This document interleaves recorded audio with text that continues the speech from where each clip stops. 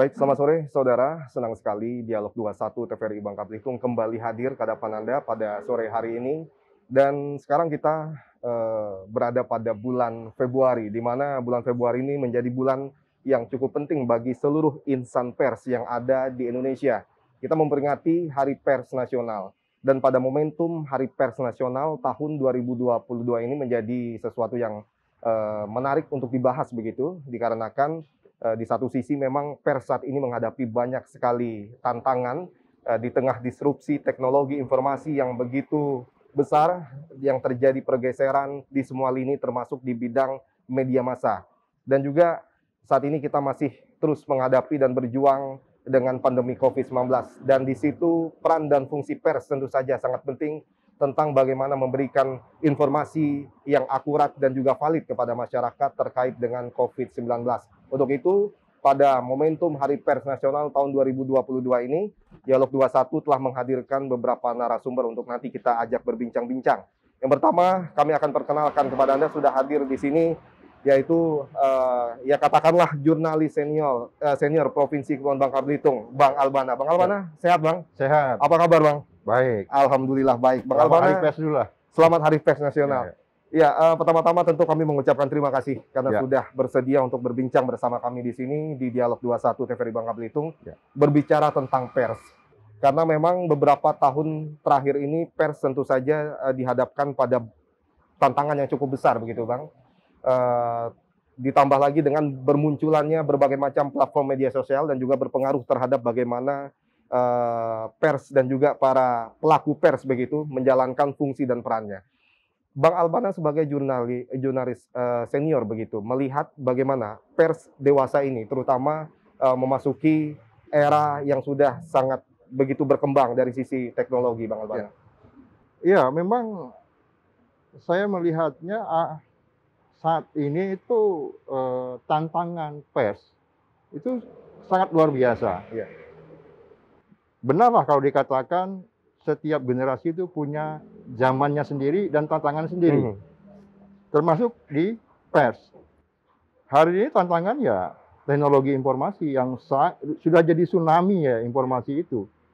Ini yang tantangan terberat. Kemudian ini didorong oleh sebuah yang namanya teknologi yang luar biasa, komunikasi dan informasi. Inilah tantangan pers yang dihadapi oleh pers pada saat ini. Beda dengan generasi-generasi sebelumnya.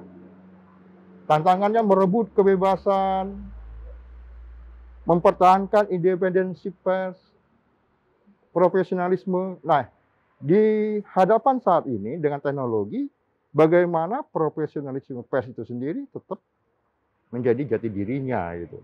Pers yang independen, pers yang bebas, pers yang merdeka.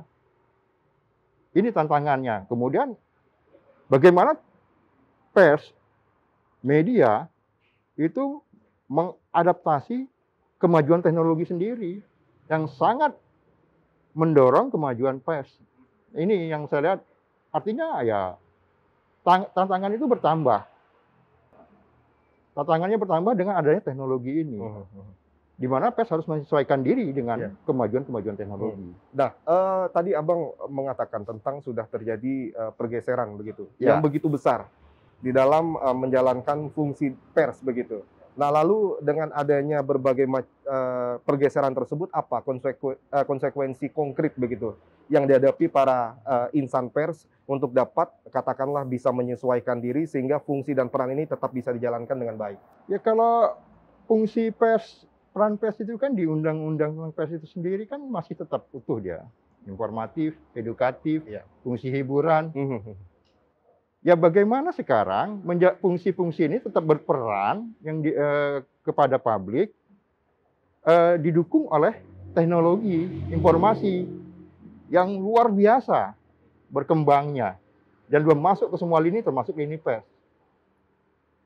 Kemudian kalau kita bicara pers, dalam implementasinya bagaimana menjalankan fungsi dan perannya dengan tetap mengedepankan jati diri pers itu sendiri, menjalankan profesionalisme pers,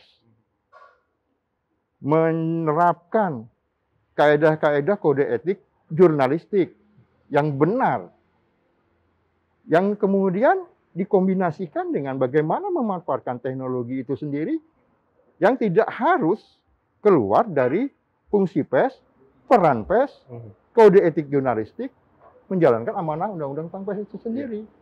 Nah, ini saya katakan tadi, tantangannya itu makin besar dan berlipat hari ini gitu. Belum lagi kita bicara tentang kompetisi pers. Betul. Bagaimana pers tidak lagi berkompetisi dengan sesama industri pers, tapi di luaran sana, di luar lembaga-lembaga pers sudah tumbuh. Sudah tumbuh, ini teknologi tadi sudah tumbuh. Siapapun hari ini bisa jadi seorang jurnalis. Siapapun hari ini bisa mendirikan yang namanya media. Tidak harus seperti dulu dengan sangat ketat. Nah, ini yang saya lihat, pers tetaplah ada di garis depan dalam hal menjalankan fungsi pers itu dengan benar, dengan menjalankan idealisme persnya. Ya, saya katakan menjalankan profesionalismenya. Kalau di luaran sana itu tidak profesionalismenya yang didepankan, tapi pers harus mengawal itu. Nah, ini yang menarik Bang Albana, tentang sudah banyaknya bermunculan platform media sosial yang bisa dimanfaatkan oleh siapapun tanpa terkecuali. Dan sebagian dari mereka ternyata juga menjalankan fungsi pers begitu, tanpa secara tidak langsung lah begitu. Nah, Abang tadi mengatakan bahwa memang pers bukan hanya sekedar bagaimana cara kita untuk dapat memberikan informasi kepada masyarakat, tetapi di situ kita terikat oleh berbagai macam kode etik. Bagaimana kita tetap menjaga profesionalitas kita sebagai seorang jurnalis. Nah, ini tentu berbeda dengan mereka yang memang memanfaatkan platform media sosial, tetapi bukan berlatar belakang jurnalis begitu. Nah, ini seperti apa dampak yang akan ditimbulkan, terutama dari sisi masyarakat sebagai penerima informasi begitu? Kalau kita berbicara antara pers dan media sosial, ya yang membedakan itu kalau pers itu dia menjalankan fungsi persnya dengan benar gitu tadi. Menjalankan profesionalisme pers yang bersandar kepada kode etik.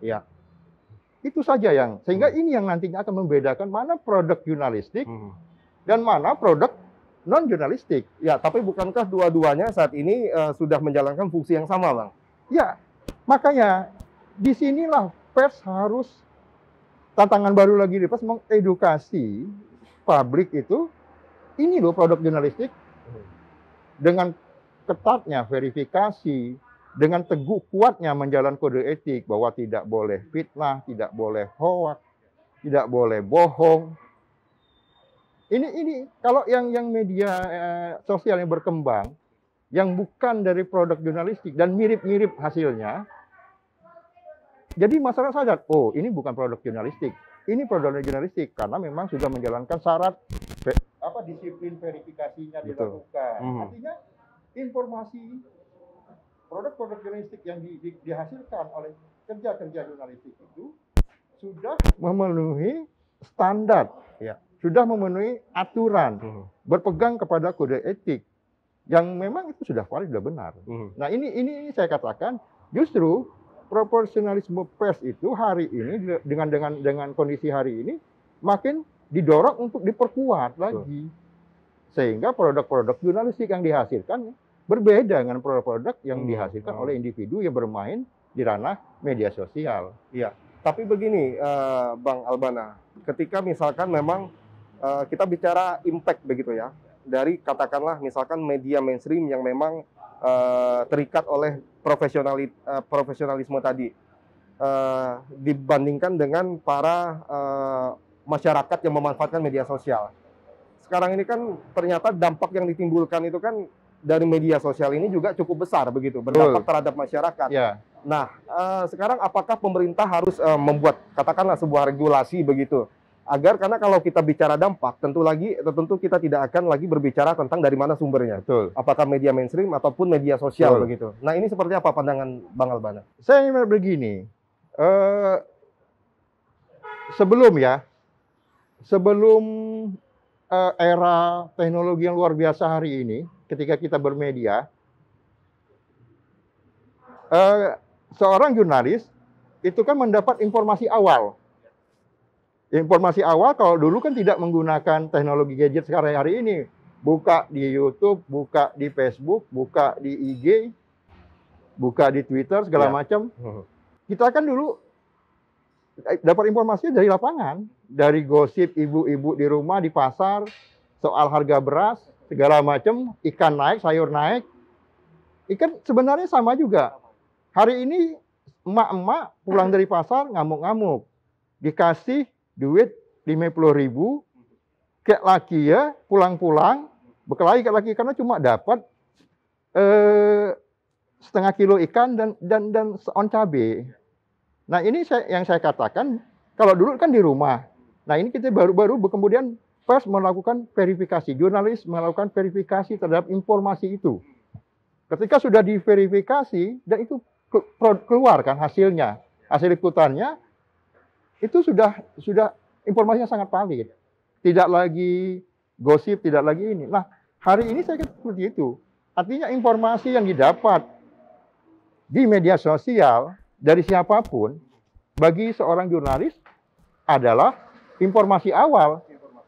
Kewajibannya menelusuri kebenaran informasi itu.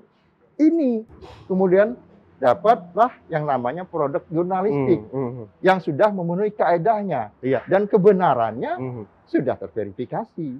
Oke, apakah ini berarti masyarakat kita juga harus memiliki sebuah kesadaran dan juga kemampuan untuk dapat betul-betul bisa melihat sebuah produk informasi ini apakah dia berasal dari sebuah produk jurnalistik yang profesional ataupun tidak? Artinya kan masyarakat kita saat ini kan menerima mentah-mentah begitu, Bang, setiap informasi yang ada. Ya. Saya katakan di sini tadi yang namanya bagaimana membedakan antara produk jurnalistik dan bukan produk jurnalistik. Sehingga masyarakat nanti akan terbiasa. Ketika dapat dari YouTube, dapat dari Facebook, dapat dari IG. Ini kan belum tentu kebenarannya. Tapi ketika dia sudah dapat di YouTube-nya TVRI, dapat di YouTube-nya, di Facebook-nya TVRI, ini sudah terverifikasi gitu loh. Oh benar bahwa harga ikan naiknya luar biasa. Ini sebenarnya saya katakan bahwa informasi yang valid dan benar itu nanti adalah di media yang memang dikelola oleh secara profesional gitu loh. Dan itu masih banyak pembacanya, masih banyak pendengarnya, masih banyak pemirsanya yang memang sudah tercerahkan. Dan ini yang harus kita hadapi di media gitu loh. Itu bukan produk jurnalistik loh, ini produk jurnalistik, fungsi-fungsi mengedukasi masyarakat bermedia secara sehat. Iya. Oke, Bang Abeng, kita bergeser ke terkait dengan profesionalisme dari seorang jurnalis yang tadi Abang sampaikan. Sekarang ini kan ada sebuah apa yang dibicarakan masyarakat bahwa saat ini banyak sekali wartawan, katakanlah begitu, yang sudah semakin berkurang independensinya. Ya. Sudah semakin berkurang bagaimana cara mereka untuk menjaga profesionalisme. Ya. Ini apakah Bang Abeng setuju bahwa memang kondisinya saat ini sudah banyak jurnalis kita yang keluar dari kaedah-kaedah dan prinsip-prinsip yang memang seharusnya mereka lakukan terkait dengan independensi, terus juga bagaimana cara untuk dapat memandang secara equality begitu, dan juga bagaimana agar prinsip-prinsip cover both side itu dapat terus dipertahankan dalam melakukan kegiatan jurnalistik begitu. Nah ini apakah memang Bang Abeng melihatnya seperti itu? Ya, kalau kita bicara hari ini ya memang khususnya di kita ya di negara ini. Pers kita sudah sangat luar biasa bebas. Di awal kita katakan tadi, siapapun hari ini bisa mendirikan perusahaan media. Siapapun hari ini bisa menjadi wartawan. Nah, di sini saya melihatnya, mungkin ini juga semacam sebuah kritikan kepada organisasi pers yang ada di negara ini, yang diberikan mandat oleh negara ini dalam hal melakukan pembinaan segala macam terhadap para wartawan. Karena ada organisasi wartawannya, ada organisasi untuk perusahaan persnya. Yang memang di situ tugasnya bagaimana membuat media menjadikan wartawan itu profesional.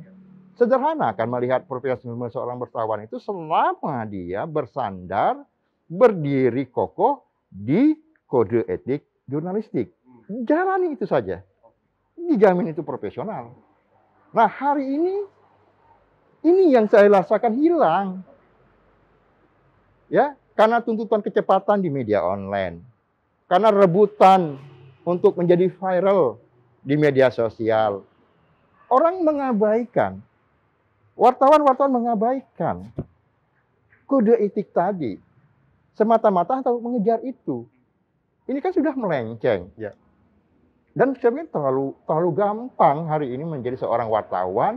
Terlalu gampang, terlalu mudah hari ini untuk mendirikan sebuah media. Menjamurlah. Menjamurlah sebuah media dimanapun. Termasuk kita di Bangka Belitung. Ada yang saya dapat informasi dari kawan-kawan media juga. Satu pemerintah di kabupaten kota itu bekerja sama dengan 80 media. 80 media, saya ngebayangin kalau 80 media itu punya karyawannya 7-10 orang. Jadi penyerapan tenaga kerjanya luar biasa ini. Bisa 800. Tapi informasi yang didapat itu apa? Kebijakan-kebijakan yang diambil oleh pemerintah di daerah ini sendiri nyampai ke masyarakat seperti apa? Ini apa? Nah, ini menyangkut juga. Ketika sudah dikontrak seperti itu, independensi yang menjadi syarat utama. Media dan wartawan harus independen. Ini kan dasar jurnalistik. Wartawan itu tidak berpihak. Wartawan itu harus independen. Seorang wartawan itu tidak memiliki motif jahat. Ini dasar-dasar. Dan hari ini saya pikir melihat dengan perkembangan yang luar biasa ini, kita banyak sekali yang sudah keluar dari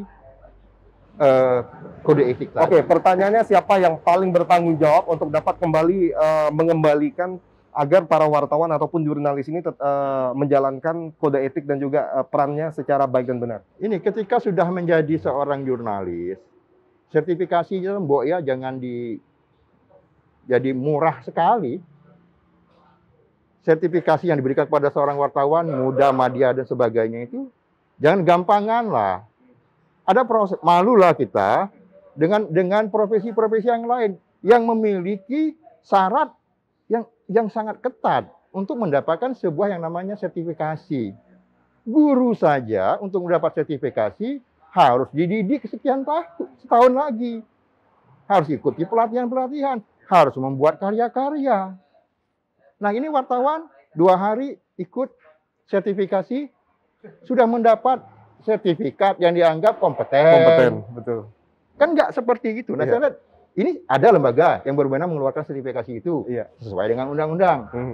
Lalu juga jangan gampanglah memberikan izin untuk mendirikan perusahaan media. Jangan terlalu mudah lah.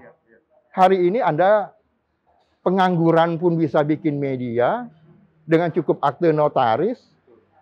Nah, ini saya lihat di situ yang membuat ini makin parah loh penyakitnya di industri media kita. Bagi saya yang di daerah di daerah kita ini di Bangka Belitung. Nah, ini saya lihat yakin ada penanggung jawabnya. Kalau izin perusahaan ya di pemerintah. Kalau sertifikasi untuk kompetensi ya ada di lembaga pers. Itu organisasi pers yang memberikan itu. Dan inilah yang kemudian saya pikir juga ikut berperan begitu menciptakan sebuah gejolak resistensi di tengah masyarakat. Betul. Oke, Bang Albana, kita mungkin karena waktunya juga terbatas, saya ingin Anda bisa memberikan pesan pada momentum Hari Pers Nasional tahun 2022 ini. Apa yang ingin Anda sampaikan? Ya, saya pikir dari mulai pers Indonesia ini tumbuh ketika di zaman perjuangan kemerdekaan sampai hari ini, yang namanya profesionalisme itu tetap menjadi tuntutan abadi. Itu menjalankan fungsi dan peran pers dengan benar, bersandarkan kepada kode etik jurnalistik, bersandarkan kepada undang-undang tentang pers. Itu aja yang menyelamatkan dunia jurnalis kita di tengah tantangan yang sangat luar biasa hari ini. Berdiri di situ, ya memang media harus adaptif dengan teknologi. Tidak menguasai teknologi, jangankan media, semua lini itu akan hancur. Oke, siap. Bang Albana, terima kasih banyak atas perbincangan yang sangat Ya. luar biasa ini. Semoga memang apa yang tadi Abang sampaikan itu bisa terjadi lah begitu, agar bagaimanapun juga pers sebagai sebuah lini yang sangat penting di dalam Ini pembangunan. idealisme persnya seperti itu loh.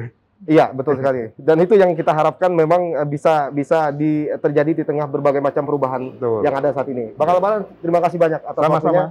Sama-sama. Dan saudara, kita masih ada beberapa narasumber lain yang nanti juga kita akan ajak berbincang tentang bagaimana menyikapi pers di tengah berbagai macam tantangan dan juga perubahan pergeseran yang terjadi dewasa ini. Tetaplah di Dialog 21.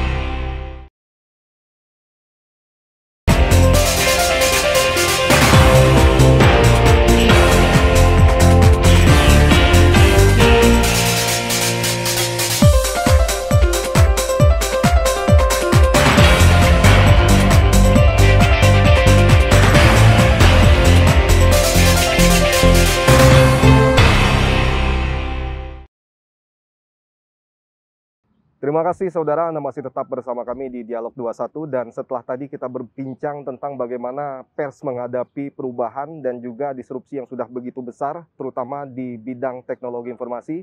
Dan saat ini kita sudah kedatangan salah satu tamu kalangan pemuda yang nanti kita juga akan berbincang tentang bagaimana melihat pers saat ini sebagai salah satu yang dianggap pilar keempat demokrasi yang sudah memberikan ruang begitu kepada masyarakat, khususnya kalangan pemuda, untuk dapat ikut berperan aktif di dalam proses pembangunan di Indonesia. Saya perkenalkan kepada Anda, saat ini sudah bersama saya Bung Aldi. Sehat, Bung? Alhamdulillah, sehat. Sehat, Alhamdulillah. Dan baik, terima kasih sudah hadir bersama kami dan juga berbincang tentang fungsi pers begitu, di mana saat ini kita sedang memperingati Hari Pers Nasional tahun 2022, di mana saat ini sedang menghadapi sebuah tantangan yang cukup besar. Di samping bagaimana pers menghadapi disrupsi, terutama di bidang teknologi informasi yang sudah begitu besar, dan juga memberikan peran begitu kepada khususnya kalangan pemuda untuk dapat ikut berperan di dalam pembangunan Indonesia. Nah, kalau Bung Aldi melihatnya seperti apa peran dan fungsi pers saat ini, khususnya dilihat dari kacamata seorang pemuda? Baik, yang pertama pasti saya ucapkan selamat Hari Pers Nasional yang tahun 2022. Untuk harapan besar kami pemuda, insan pers menjadi sahabat bagi para pemuda di Indonesia, terutama di Bangka Belitung. Nah, melihat kondisi hari ini soal pers, khusus Bangka Belitung, saya menilai bahwa pers, insan pers dengan pemuda dan baik mahasiswa itu ya sangat bersahabat. Artinya terjadi simbiosis mutualisme dalam konteks membangun peradaban, membangun Bangka Belitung. Misalkan dalam hal aktivitas kegiatan-kegiatan yang selalu terberitakan oleh pers, kemudian juga pers melibatkan mahasiswa dalam konteks apapun, contohnya sampai hari ini ya, artinya dilakukan oleh teman-teman TPRI melibatkan pemuda, meminta pandangan pemuda. Nah, ini selalu tersinergi di Bangka Belitung. Nah, ini cukup baik untuk konteks pers di Bangka Belitung. Lalu bentuk sinergi yang Anda lihat sekarang ini apakah sudah cukup ideal begitu yang dilakukan antara pers dengan para pemuda, dengan tujuan untuk dapat memberikan kontribusi yang positif untuk pembangunan khususnya di Bangka Belitung? Saya kira sama ya, tadi seperti yang saya sampaikan bahwa memang hari ini pers di Bangka Belitung itu sangat ada terjadi suatu hubungan yang baik, korelasi yang baik antara pemuda dan pers. Tidak hanya dalam konteks kegiatan, tapi secara gagasan pemikiran. Nah, saya lihat di warung-warung kopi, misal contoh kecil saja, pemuda-pemuda itu sangat interaktif dengan para insan pers gitu. Nah, ini kan sinergi yang cukup bagus untuk membangun daerah gitu ya. Nah, karena ketika pemudanya dan persnya satu frekuensi dalam konteks membangun, dalam konteks pemikiran, saya kira ini akan jadi kolaborasi yang baik ke depan. Ya, sebagai salah satu pilar demokrasi begitu.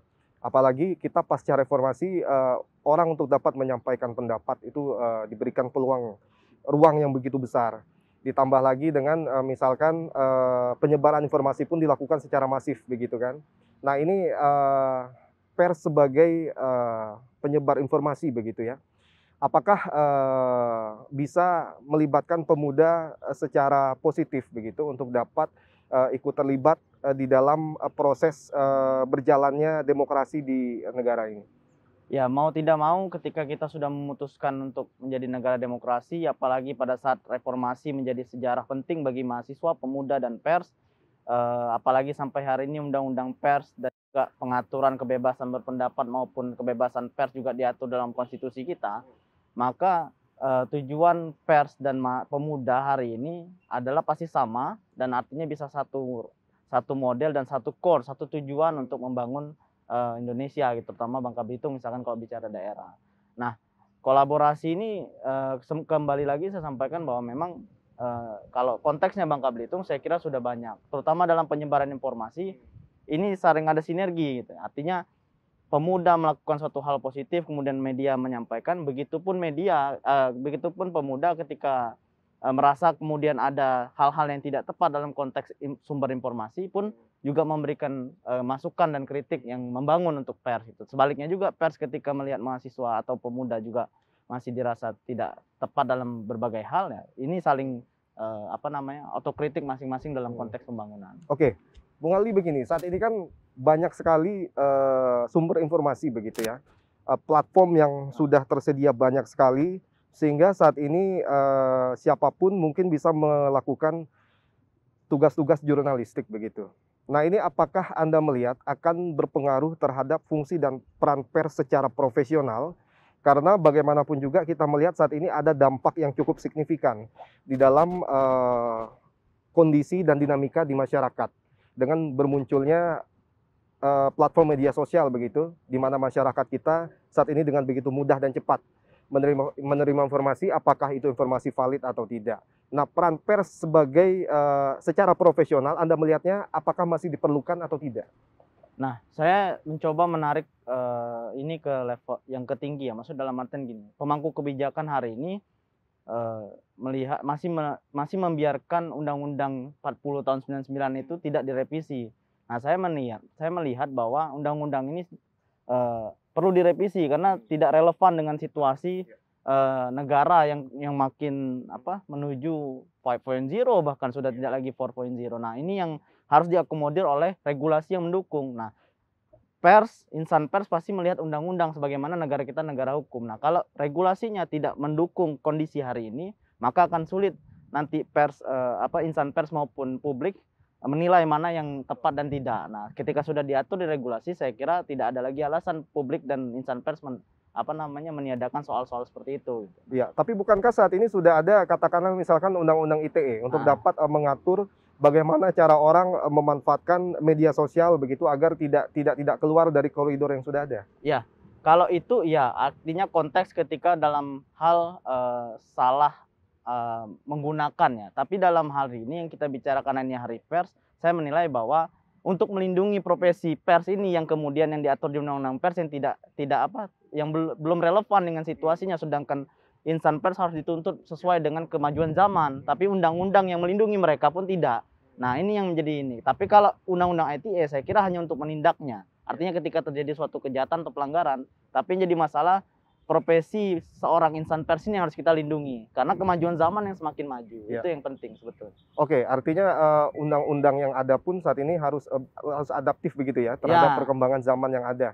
Nah, lalu regulasi seperti apa yang Anda inginkan dalam artian bahwa misalkan informasi yang disebarkan kepada masyarakat itu betul-betul merupakan produk jurnalistik begitu ya, yang tidak hanya asal disebarkan tetapi juga memang akan memberikan dampak positif kepada masyarakat. Iya, dalam suatu profesi pasti banyak tantangan dan misalkan tanda petik soal kepentingan-kepentingan. Nah, pers kan insan pers yang mana bekerja secara profesional harus terlindungi dengan itu. Karena banyak sektor yang kemudian akan menekan soal karena kemajuan zaman semakin terdepan, kepentingan juga semakin banyak. Nah, insan pers akan menjadi sentral trouble gitu ya, dari kepentingan akan masuk ke tengah gitu. Nah, ini pemuda, saya mewakili pemuda misalkan melihat ini harus hati-hati. Nah, cara pers melindunginya adalah dengan regulasi yang mendukung mereka juga. Itu yang saya kira penting. Baik, Bung Aldi begini, Anda sebagai pemuda, bagian dari masyarakat begitu. Mungkin kita tahu bahwa fenomena selama ini terkait dengan bagaimana ternyata penyebaran informasi itu memberikan dampak yang begitu besar. Katakanlah misalkan ada pernyataan begitu ya, pada saat proses pemilihan umum misalkan tahun 2019, tahun 2014 yang kemarin itu, yang mengakibatkan dalam tanda kutip terjadinya ya katakanlah polarisasi di masyarakat yang salah satunya disebabkan oleh penyebaran informasi yang memang sudah tidak terkendali lagi. Nah, Anda melihat masyarakat sendiri sebagai penikmat informasi itu harus seperti apa dalam menyikapi penyebaran yang begitu masif dan cepat yang tidak tahu apakah informasi tersebut valid atau tidak dan keluar dari media mainstream atau tidak? Ya, ini kan soal bagaimana masyarakat tingkat pemahaman masyarakat terhadap literasi digital. Makanya saya mewakili pemuda sangat mendukung program pemerintah soal literasi digital. Itu sedang dimasifkan selama 1 tahun kemarin. Semua peserta itu tidak hanya dari pemuda, tapi orang-orang tua pun minimal kalau nggak bisa buka meeting Zoom-nya dibukakan, nah dia mendengar pemateri-pemateri yang kompeten untuk menyampaikan soal literasi. Nah, ini yang perlu kita galakkan. Nah, pemuda hari ini pun juga terus menggalakkan itu, karena program literasi digital itu yang dikeluarkan oleh Kementerian Kominfo itu adalah dikerjakan oleh anak-anak muda. Nah, sehingga ini penting bagi kami untuk menjelaskan itu kepada masyarakat sehingga paham bagaimana cara mengantisipasi soal hoax dan lain-lain sebagainya. Gitu. Artinya kita bukannya mau membendung ataupun membatasi penyebaran informasi itu, tapi kedewasaan dan juga kesadaran masyarakat kita yang perlu kita bangun saat ini. Baik, Bung Aldi, ini terakhir.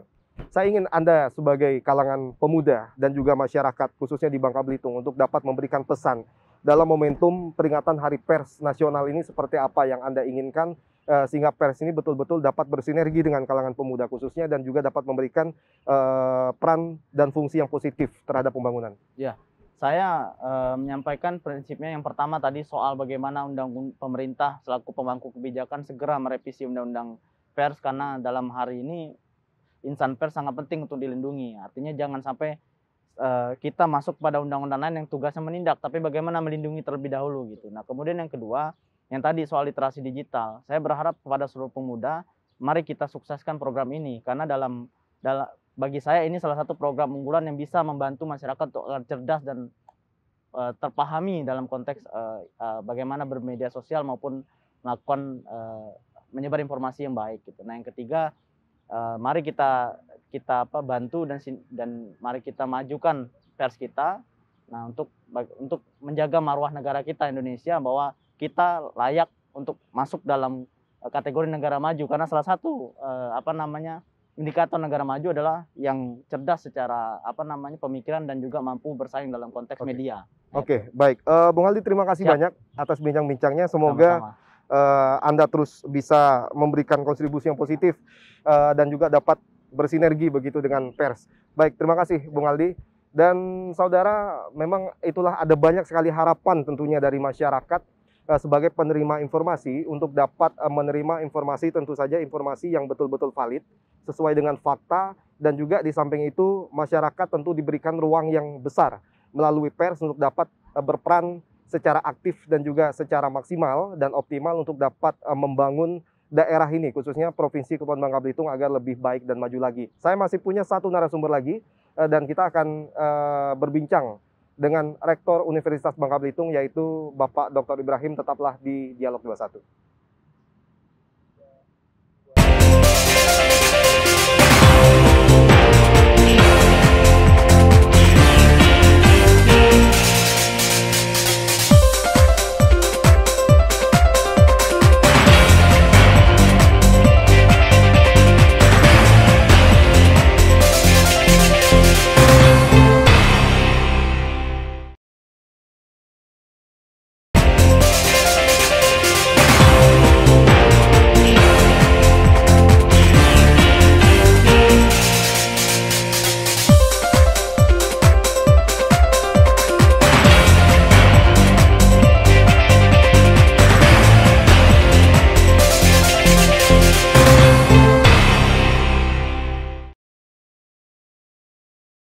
Ya, baik, terima kasih saudara. Anda masih tetap bersama kami di Dialog 21 dan kali ini saya berada di kampus Universitas Bangka Belitung. Dan saya langsung diterima langsung oleh Rektor UBB Yang kami hormati Bapak Rektor, Bapak Siap. Ibrahim. Sehat, Pak? Alhamdulillah sehat, Alhamdulillah Bang sehat. Revo. Terima Ya. kasih sudah menerima kami di sini. Ya, siap. Dan pada momentum Hari Pers ini saya menganggap Anda sebagai salah satu tokoh yang cukup penting untuk dapat berbicara terkait dengan momentum Hari Pers. Siap. Pak Rektor, Pak Ibrahim, kita tahu bahwa banyak yang mengatakan bahwa pers sebagai salah satu pilar demokrasi. Dan juga pers dianggap sebagai sesuatu yang sangat penting untuk dapat selain memberikan informasi juga sebagai ruang dan wadah bagi masyarakat juga untuk dapat berperan aktif begitu dalam proses pembangunan khususnya di Provinsi Bangka Belitung. Pak Rektor melihat momentum Hari Pers di tahun 2022 ini dengan berbagai macam tantangan yang dihadapi pers saat ini. Seperti apa, Pak Rektor? Pertama, Bang Revo, saya mengucapkan selamat Hari Pers Ya. untuk teman-teman jurnalis dimanapun berada dan apapun organisasinya. Oke. Itu saya kira penting dan di Hari Pers Nasional tahun 2022 ini saya kira memang kita memasuki sebuah era yang menantang ya kalau menurut saya. Kenapa? Karena kalau kita perhatikan memang tentu pers yang kita pahami seperti masa lampau yang berorientasi kepada cetak, lalu kemudian berorientasi kepada narasi tertulis. Sekarang pers kemudian bertransformasi menjadi lebih terdigitalisasi, kemudian juga mengalami perluasan spektrum yang luas, variasi medianya juga semakin beragam, dan saya kira ini ada peluang baru yang muncul, tetapi juga ada tantangan baru yang menurut saya menjadi penting untuk diperhatikan.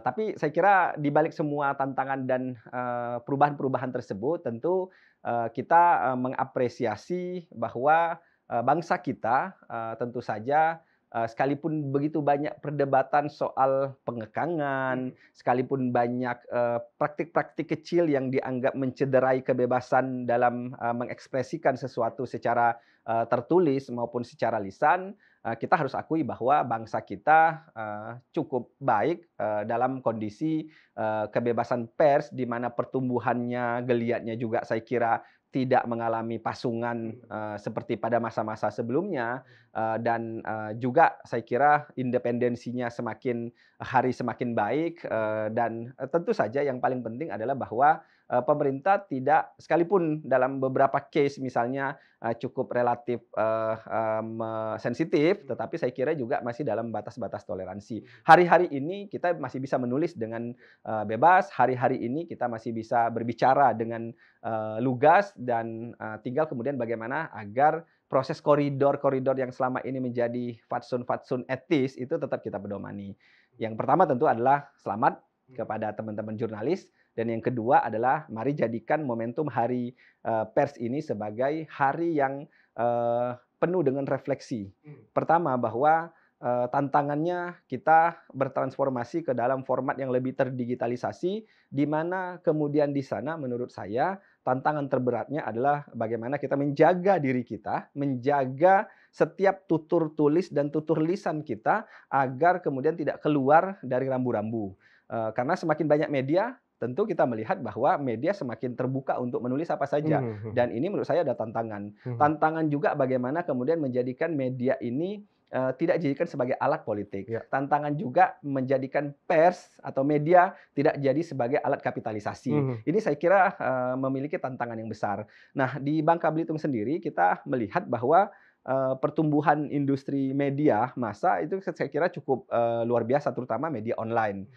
Nah, yang harus kita jaga adalah tetap berada dalam koridor kebebasan pers yang bertanggung jawab, yang objektif, yang nalarnya adalah nalar informatif, bukan nalarnya nalar untuk mencari-cari kesalahan, bukan nalarnya untuk melukai dan mencari lawan yang memang harus dikorbankan dan ditarget sejak awal. Ini yang saya kira penting untuk kita catat, karena kalau media tadi Bang Revo menyebutkan sebagai pilar demokrasi. Tentu setelah trias politika, eksekutif, legislatif, yudikatif, dan ada media sebagai watchdog. Jadi sebagai penyalak. Jadi untuk kalau ada sesuatu guguk, kira-kira begitu. Memang kita menganggap bahwa dia adalah sebuah penyalak untuk melihat bahwa ini adalah media kontrol yang bisa digunakan untuk mengatur jalannya. Karena itu kenapa disebut sebagai pilar demokrasi yang keempat, karena dia membantu melakukan penyeimbangan-penyeimbangan. Dengan catatan, Bang Revo, menurut saya tidak jadi media politis, tidak jadi media kapitalisasi. Dia menjadi media informatif. The window on event. Jadi jendela atas kejadian-kejadian yang terjadi. Betul. Kira-kira begitu Oke. kalau menurut saya. Baik, Pak Ibrahim begini, Anda tadi menyinggung tentang independensi begitu ya. Oke. Karena ada sinyalemen begitu Pak, yang selama ini yang baru-baru beberapa tahun terakhir lah begitu yang mengatakan bahwa banyak media yang saat ini justru sudah terjadi krisis independensi begitu, ataupun sudah tidak lagi imparsial dalam memandang sesuatu dan sebagainya. Nah ini apakah memang Anda melihatnya sudah terjadi seperti itu, dan apa implikasinya apabila media sebagai pilar demokrasi keempat tadi justru tidak mengindahkan terkait dengan independensi dalam menjalankan tugas-tugas jurnalistik begitu. Jadi publik akan melakukan sortir secara secara otomatis ya, saya kira ya. Publik kan akan melihat mana media yang bisa dijadikan sebagai barometer informasi dan mana media yang memang menjadi sebagai alat oleh satu kepentingan tertentu. Itu nanti akan terlihat dengan sendirinya. Menurut saya disinilah tantangannya. Bagaimana media massa atau pers itu tetap hadir sebagai wadah media informatif yang melakukan gerakan penyeimbangan. Tetapi penyeimbangan bukan kemudian dia harus partisan dalam satu kepentingan tertentu. Karena kalau seandainya media kemudian terjebak dalam proses krisis independensi, itu akan menjebak media itu sendiri sehingga distrust pada media itu akan semakin berkurang. Jadi pertama ada moralitas yang harus dijaga oleh pers bahwa dia menjadi alat kebutuhan informasi bagi publik.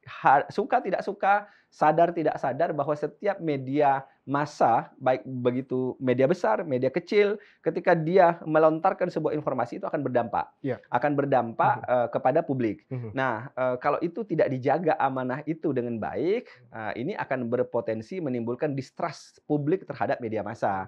Sehingga kalau sekarang jujur harus kita akui, itu kan media yang memang kepentingan ini. Jadi kita seakan-akan sudah bisa nge-brand. Kalau ini yang ngomong berarti arahnya sudah bisa ditebak. Kalau ini yang ngomong arahnya sudah ditebak. Dan itu kan berarti kita sudah krisis dengan sendirinya. Nah, tentu kita berharap tidak seperti itu. Media kalau dia ngomong kredibel. Kalau dia ngomong dia berimbang. Kalau dia ngomong dia menggunakan double cover. Kalau dia ngomong menggunakan sumber informasi yang jelas. Kalau dia ngomong dia menggunakan peimbangan narasumber yang jelas. Saya kira perangkat-perangkat independensi itu kan sebenarnya sudah kita pelajari sebenarnya. Tinggal kita mau atau tidak. Nah, saya tidak menyebut bahwa kita sebenarnya krisis ya dalam konteks bahwa kita tidak independensinya sudah mungkin terkoyak dalam tanda petik. Tetapi kalau tidak hati-hati menjaga amanah yang begitu luhur dari seorang pelaku media, ini akan berbahaya. Oke, kalau seperti itu misalkan media-media yang katakanlah memang media mainstream begitu ya, mungkin mereka memiliki keterikatan begitu untuk dapat memang menjaga prinsip-prinsip sebagai sebuah corong begitu. Tapi kan saat ini terjadi fenomena di mana bermunculan banyak sekali platform yang dimanfaatkan bukan oleh jurnalis misalkan untuk dapat melakukan penyebaran informasi. Dan ini juga berdampak cukup besar, malah lebih besar dari media mainstream begitu. Ya, ya. Nah ini seperti apa masyarakat harus menyikapi hal ini? Ya, saya kira itu yang saya sebut tadi dengan tantangan ya. Saya sih berharap begini, peningkatan antusiasme kawan-kawan untuk bergabung di dunia media itu lebih oke di awal mungkin masih nalarnya pragmatis, masih nalarnya oportunis sebagian masuk dalam organisasi itu atau masuk dalam sebuah media karena memang ada dorongan ingin balas dendam, karena ingin ini ada target dan segala macam. Oke, awal-awal kalau memang itu terjadi menurut saya oke. Tapi kan seiring dengan perjalanan waktu dan menikmatinya kita sebagai dunia kalangan pers, itu mestinya kan semakin muncul ada moralitas yang harus dijaga.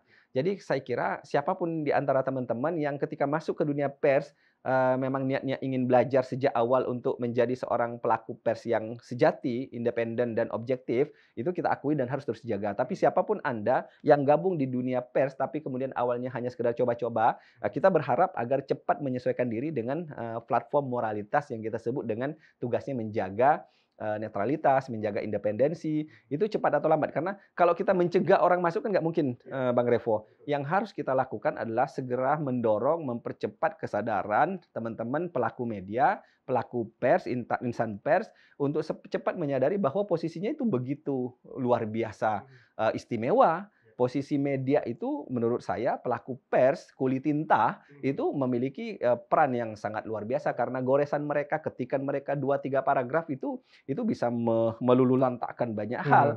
Nah, kalau ini tidak dijaga kewenangan ini berbahaya. Iya. Dan itu menurut saya nanti justru akan mendorong distrust publik yang semakin tinggi terhadap seorang kulit tinta atau seorang pelaku media. Hari-hari ini kita melihat banyak yang sepertinya pengelolaannya atau penulisan beritanya mungkin tidak berimbang. Nah, ini tidak mungkin kita cegah karena pertumbuhan minat dan antusiasme kan tinggi. Tapi yuk kita pelan-pelan mengajak mereka, pelan-pelan menumbuhkan kesadaran itu, saya kira lama-lama nanti akan ketemu bahwa jurnalis sejati itu ya seharusnya begini. Menurut saya seiring dengan waktu kita tidak bisa mencegah orang untuk bergabung karena memang persyaratannya tidak terlalu ketat. Tapi kita ingin mengajak agar mereka segera mempelajari norma-norma dasar dan kemudian ikut menjadi bagian dari seorang jurnalis sejati yang memanfaatkan hak istimewanya untuk kepentingan investigatif yang memang sesuai dengan kebutuhan publik, keberpihakannya jelas, bukan karena sakit hati, bukan karena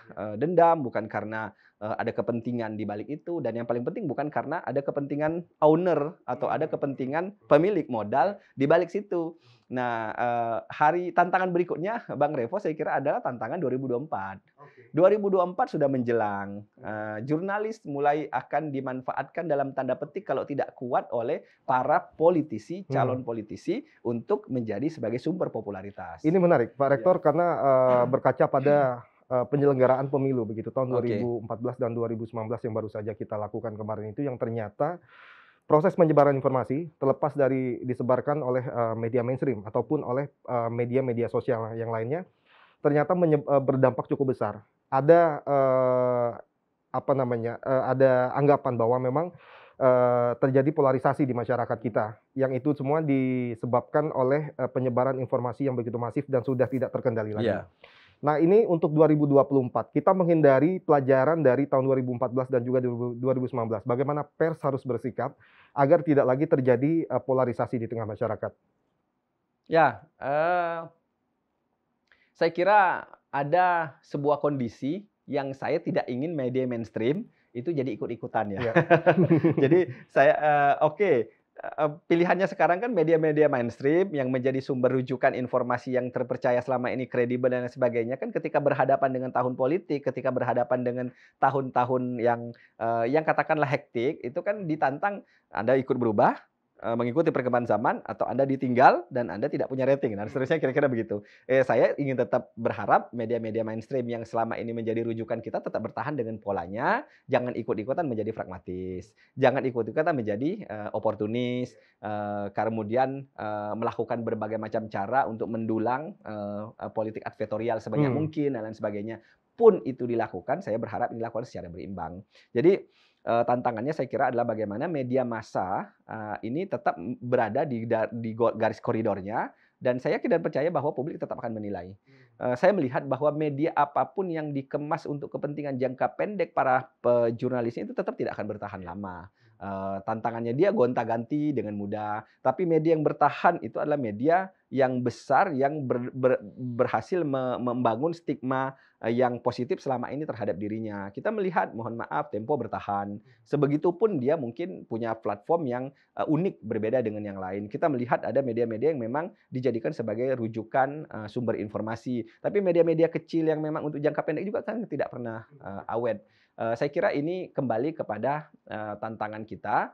pada para pelaku media agar tetap sensitif pada isu-isu kemanusiaan, pada isu-isu netralitas, pada isu-isu independensi dan keberpihakan kepada publik luas. Tapi pada saat yang bersamaan juga ada tantangan bagi masyarakat untuk tidak selalu, selama ini kan man make news, berita yang bagus adalah berita yang viral, kan selalu begitu. Lalu kemudian orientasinya clickers, ya siapa berapa banyak orang ngeklik gitu ya, ratingnya seperti itu. Tapi kan menurut saya populer juga tidak berarti bahwa media ini mewartakan sesuatu yang memang bagus. Populer saja kan belum tentu dia mewartakan sesuatu yang memang informatif untuk kepentingan yang berpihak kepada masyarakat dan sebagainya. Dan karena itu menurut saya tetap dua arah, pelaku media melakukan mawas diri, tapi publik juga jangan selalu terlalu membuka diri. Setiap informasi yang disampaikan oleh media seakan ditelan-telan mentah-mentah. Jadi saya kira juga publik perlu edukasi atau milik media supaya mereka paham mana media yang harus diikuti dan mana media yang harus dipedomani. Kalau kita perhatikan sederhana, misalnya ada media yang begitu dia dipublikasi, lalu kemudian viewernya banyak, lalu kemudian like-nya banyak, tapi ada juga media yang memang tidak terlalu dianggap penting, muncul aja paling 1-2 yang like, kemudian yang melihat atau membaca mungkin tidak banyak. Itu kan sudah menjadi sudah menjadi alarm kematian sebenarnya yang bisa dilihat loh. Kalau kita posting berita terus yang like-nya cuma 1-2 orang, kan berarti punya kita bukan sesuatu yang penting. Tapi kalau misalnya banyak, nah itu kan juga menunjukkan sesuatu. Jadi kita sebenarnya bisa self evaluation bagi masing-masing media itu, evaluasi dirinya seperti apa. Dan publik juga kan akan ikut menilai ya. Karena itu kita memang harus mendorong agar gerakan melek media ini semakin hari semakin baik, dan publik tahu mana yang harus dijadikan sandaran dan sumber informasi, mana yang harus diabaikan. Saya kira begitu. Kita berharap misalkan publik memang memiliki kesadaran untuk dapat menangkap sebuah informasi begitu ya yang dikeluarkan oleh media. Tapi begini, secara faktual memang saat ini katakanlah publik kita sebagian besar memang belum memiliki kemampuan untuk dapat memverifikasi sebuah kebenaran dari informasi misalkan. Apa kira-kira sebagai akademisi begitu, Anda melihat pandangan Anda ketika banyak media-media yang memiliki sikap pragmatis ataupun oportunis tadi itu, dampak yang akan kita terima apabila itu terjadi apa? Ya, saya sih ini ada pengaburan distorsi informasi ya. Pengaburan informasi pasti itu akan menjadi sebuah fenomena dengan menjamurnya berbagai platform media massa saat ini. Kita harus akui bahwa kita sedang memasuki era post-truth ya. Suatu kondisi di mana sumber kebenaran itu sangat beragam sekali. Jadi sumber media, sumber informasi, sumber kebenaran itu menjadi sangat beragam dan akhirnya kebenaran itu menjadi milik siapa yang kemudian melakukan posting, tag, share, kira-kira begitu. Nah, ada perangkat sebenarnya di situ negara yang bertugas sebenarnya untuk melakukan sortir. Saya kira Kementerian Komunikasi dan Informasi ya, Kominfo sudah melakukan beredar beberapa situs berita yang dianggap hoax. Mereka juga rutin menginformasikan berita ini tidak kredibel dan lain sebagainya. Tetapi di luar itu menurut saya pemerintah harus punya perangkat. Mohon maaf kalau saya menyebut bahwa UU ITE misalnya di satu sisi betapapun dia tidak disukai karena dianggap mengebiri, tetapi juga menurut saya itu jadi alat negara untuk mensortir mana sebenarnya yang media-media informasi yang melakukan kegiatan karakter assassination misalnya atau melakukan proses distorsi informasi itu kemudian ditertibkan, dan negara sebenarnya itu punya kapasitas untuk melakukan itu. Karena kalau kita kebebasan demokrasi ini kan tidak berarti kebebasan yang kebablasan. Negara mengatur, cuma sering difahami bahwa negara mengatur kemudian dianggap negara melakukan intimidasi, melakukan sensitif, proteksi, menganggap bahwa negara terlalu lebay, khawatir, negara otoriter dan lain sebagainya. Sebenarnya kan itu adalah cara negara untuk mengatur agar distorsi informasi itu kan hak publik ya. Betul. Hak publik untuk melihat media yang informatif, bukan untuk kepentingan jangka pendek atau kepentingan satu kelompok. Itu adalah hak publik loh, dan negara itu punya hak untuk mengatur dan menjaga hak publik supaya tetap nalarnya adalah nalar yang berorientasi kepada kepentingan masyarakat banyak. Jadi negara sebenarnya harus menurut saya mengatur. UU ITE lalu kemudian kebebasan pers itu perlu didefinisikan ulang supaya tidak destruktif menjadi kebebasan yang kebablasan. Saya mengatakan apa itu kan hak saya, kan nggak bisa begitu. Karena di balik hak kita mengatakan sesuatu ada hak orang lain yang mungkin kita ambil. Jadi kita, oh ini saya mau memberitakan dan lain sebagainya. Itu kan ada hak orang lain yang juga harus kita jaga dan ada hak publik yang harus kita jaga. Tapi poin penting yang ingin saya katakan, Mas Revo, bahwa pekerjaan sebagai pekerja pers itu adalah pekerjaan yang sangat mulia. Sepanjang jika dan hanya jika itu dilakukan memang untuk kepentingan keberpihakan kepada publik luas, bukan untuk kepentingan jangka pendek. Nah, kalau tidak maka kemuliaan itu menjadi hilang. Jadi sekarang kita tinggal memilih apakah mau menjadi orang yang mulia ataukah tidak menjadi orang yang mulia. Salah satunya adalah kita yang mengukur sebenarnya. Ketika kita mengukur berita dari sesuatu karena pesanan dan lain sebagainya, ini yang menurut saya penting untuk kita jaga. Di balik itu kan ada idealisme sendiri di kita yang harus juga kita jaga, dan itu tidak boleh tergadaikan hanya karena hal-hal praktis jangka pendek atau karena kepentingan yang sifatnya partisan ya. Nah, tahun-tahun politik saya kira kita sedang menuju ke situ. Tantangan terbesar ke depan saya kira adalah bagaimana menjaga kemuliaan seorang pekerja media ini tetap terjaga. Kira-kira itu. Oke, baik. Terima kasih. Luar biasa sekali apa yang disampaikan oleh Pak Rektor. Saya kira kita dibatasi oleh waktu juga. Siap. Namun tentu saja terima kasih banyak atas pandangan Anda, dan semoga tentu saja pers bisa seperti yang tadi Anda harapkan. Tetap menjaga profesionalitas untuk dapat memberikan informasi kepada masyarakat dalam rangka untuk dapat membantu ataupun berperan membangun Indonesia dan khususnya Bangka Belitung. Pak Rektor, terima kasih banyak atas waktunya. Bang Revo. Oke, baik. Dan saudara, itulah tadi Dialog 21 setelah kita melihat bagaimana pandangan dari jurnalis, pemuda, dan terakhir tadi bagaimana pandangan dari seorang akademisi begitu, Rektor Universitas Bangka Belitung, Bapak Ibrahim. Dan semoga tentu saja pada momentum Hari Pers Nasional ini kita berharap pers ataupun media begitu dapat menjaga prinsip-prinsip yang memang sudah harus dipegang oleh setiap media terkait dengan independensi dan juga yang lain sebagainya, agar media tetap menjadi pilar keempat demokrasi dan dapat memberikan kontribusi yang positif dalam rangka untuk membangun bangsa dan negara ini, khususnya di Provinsi Kepulauan Bangka Belitung. Saya Dek Revoluno mohon pamit. Terima kasih. Wassalamualaikum warahmatullahi wabarakatuh.